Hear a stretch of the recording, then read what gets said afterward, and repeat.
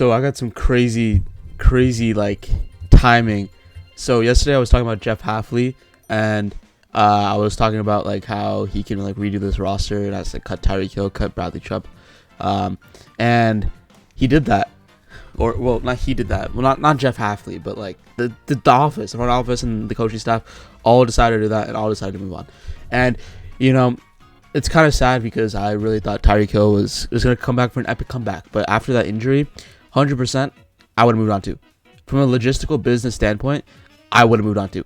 And it does matter. Like these type of injuries do matter, and you saw this with like just in general. You saw this with some of these other guys, older guys who get hurt. And once they get injured, they're gone. They're really gone. They have no obligation to him. The opportunity didn't work out. They moved on with Tua. They're moving on with Bradley Chubb because they just cut him. They're moving on with Tyreek Hill because they just cut him. And I'm assuming Tua will either be traded or cut. I know he's going to get paid a shit ton of money. I think there's like $50+ million guaranteed to him in 2026. Fucking crazy. It's crazy to think like he was getting top 10 conversations not too long ago. But yeah, it's just crazy how big they move on. This is gonna be a video about Tyreek Hill mainly. I'm gonna look at some logistical like points where I could see him going. A disclaimer is this is not because of contract perspectives, so just straight off like, well, actually it probably is. Teams it's a free agency, so he's probably going to sign with some team that has big cap space that can spend a little bit. So I could see him going some multitude of directions. But I said this yesterday. You need to move on from these big type of guys. Bradley Chubb, an old guy. Cut him, good. Cut your losses. That's really good. I know he was really good a couple years ago. At one point, you have to realize you have to cut your losses and move on. Same with the Raiders did the same shit. Cut your losses and move on. Same shit with Geno Smith and Pete Carroll. One and done. Literally one and done. That's good. That's really good. I applaud them for that. These offices need to move on sometimes quicker. I know teams like I keep on bringing up the Giants. Teams like the Giants, I feel like they could have moved on from Daniel Jones a lot quicker, or not jumped in as hastily to give him a contract. That one playoff and wasn't because of Daniel Jones, it's because of Saquon Barkley and the coaching staff.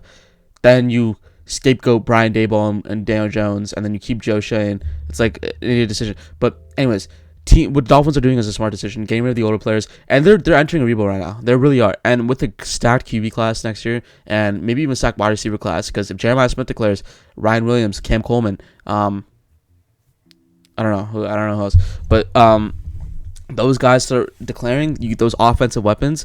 You don't know. And the quarterback class is stacked. Like I said, it's Dante Moore. It's Arch Manning. I don't know if he'll declare, but Arch Manning with an asterisk. Dante Moore, Arch Manning, Lenore Sellers, CJ Carr. There's probably some more. Sam Levitt, all those guys. There's a lot. Mensa. There's a lot of different classes or different quarterbacks in this class that they can definitely turn around this franchise. And I know Halfley's a defensive-sided head coach, but if you have the right offensive coordinator and just the right people around him, they can make some noise. Maybe they can. And it's not going to be a short rebuild at all. You're cutting your big losses, obviously your big-time signings like Bradley Chubb and Tyreek Hill. But hey, man, you got to start sometime somewhere. And I know starting fresh, like I said, starting fresh was a good idea. Starting fresh is a really good idea. So I really like this idea of them just cutting the losses. Really just cutting the losses. And that's what a smart GM would do. And a new GM made the right decision and not holding on to the past decisions. It really, realistically, it really makes sense. Because you got John Eric Sullivan, who's coming in and immediately starting fresh. He's literally starting fresh. I know the old regime benched Mike McDaniel and them benched Tua. But like it's a new team now. It's a new team. There's no Tyreek Hill. There's no Bradley Chubb. Those guys were literally like the identity of that team for a little bit, right?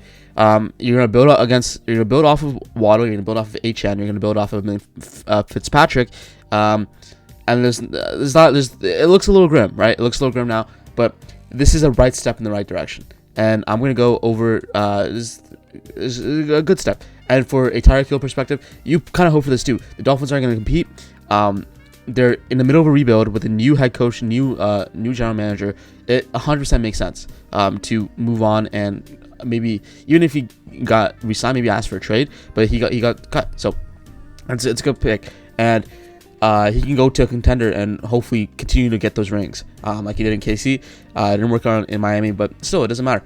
You can maybe go to KC and eventually, not go to KC, go to a different team and eventually, again, build your legacy. You literally build your legacy. So we're gonna go look at that real back.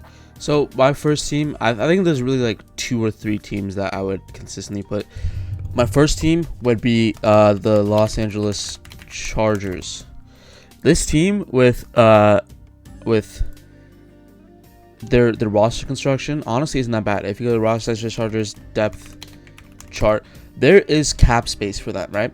And this team can use a elite wide receiver. I know you're gonna say that with like an asterisk, right? You don't know how he's gonna play with his hurt foot or hurt leg or whatever. But you know, at one point, you gotta just. But yeah, with these two route running gurus and big body guys, Lai McConaughey, smaller guy, maybe Tyreek Hill can eventually go in and be that guy who can eventually just run up on them. I don't like that. I don't hate that idea. I just think that's really good. They have money to spend. If you look at Chargers cap space 2026, they have $82 million in cap space this year. And obviously this is without restructures and some of these other guys. $82 million, they have money to spend. And I know this might not be the longest term investment, but this team is fairly young. Lai McConaughey, Quentin Johnson. I know you can probably draft a wide receiver in a couple years with Keenan Allen, who's on the tail end of his career too. But that 4 trios, I know Quentin Johnson's been really inconsistent the last couple years. This year is better than the last couple ones, but it's been inconsistent. Lai McConaughey didn't have as good a year as he did a couple years ago. Last year, but still, I just think that in terms of, like, you're gonna be drafting lots of offensive line this year. In terms of the draft this year, you're gonna probably be drafting Big Ione or Kane Proctor and some Jace Pasantis or Kaden Rutledge, those type of guys.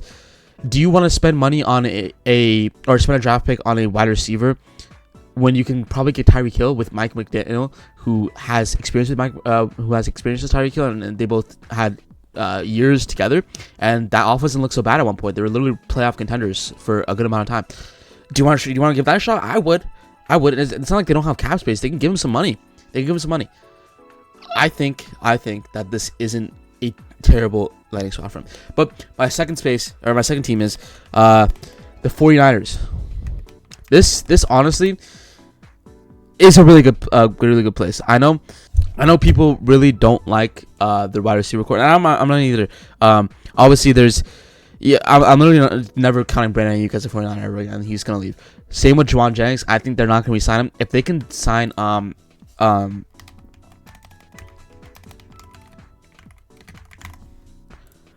if they can find a way to sign Tyreek Hill and use him kind of like they did Deebo Samuel last year, or not last year, but when he was in his prime.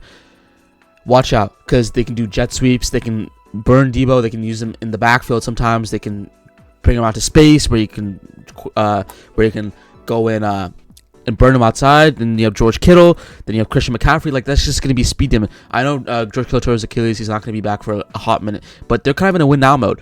All of these guys are either young or under contract, and we got February, Nick Bosa, Michael Williams, Mustafa, Lenore Style, like all those guys. Is a good pick, and they're kind of an old team, right? They're an old team, but they're all under contract for a little longer. And as much as I would say that this team isn't in for winning right now, they are, and they're getting old. Other than really Brock Purdy, Christian McCaffrey's on the older side. George Kittle, Trent Williams definitely is. This team is definitely in a win now mode. Nick Bosa, he's not getting any younger. Fred Warner isn't getting any younger. Like, this team, it's well constructed, but it also needs to be in a win now kind of mode, and getting Tyreek Hill is going to be that type of guy. And it just schematically just fixed, right? Kyle Shanahan type of offense. Deebo Samuel was excelling in that type of offense. And maybe you just take him there and just try it out. You don't have to give him a terribly long deal, because he is coming off an injury, so there is concerns there. But you don't need to overpay him. You don't need to invest your entire future in him. You don't need to pay him $1 million or $100 million, right, for 4 years, right? Literally, just give him a short deal, approve a deal, win now type of deal, and then you can just tell him to fuck off, right? But that's my number one landing spot for him. I just think that makes the most sense. And already competitive division in the 49ers and Rams, and maybe the Cardinals are getting better. They're kind of in a win now mode, and the roster, again, like I said a million times, the roster isn't young. So, taking Tyreek Hill here, I know it's buying into the old standpoint, but he can maybe get a winning here, and I could definitely see him winning here. And it doesn't look weird for Tyreek Hill to be in a 49ers jersey. I don't know. I just feel different, right? It doesn't feel weird. Actually, that's just my thoughts. I think that it would make sense for him to go to the 49ers the most. I just think that there's traces of different types of receivers that are like him, and especially with how many of those are testing free agency and how inconsistent that duo is. With Tyreek Hill, I know it has been inconsistent sometimes with his injuries history, but I think at one point he had to just take a risk, and I know I would rather have Tyreek Hill than Juwan Jennings or Brandon Ayuk. So take that inconsistency over those other two inconsistencies, and maybe you can mentor some of those other guys, or not, or you can just get a win. That doesn't really matter. But thank you guys always for watching. I will get this out as soon as possible. Let me know what you guys think about Tyreek Hill. And yeah, see you guys in the next one.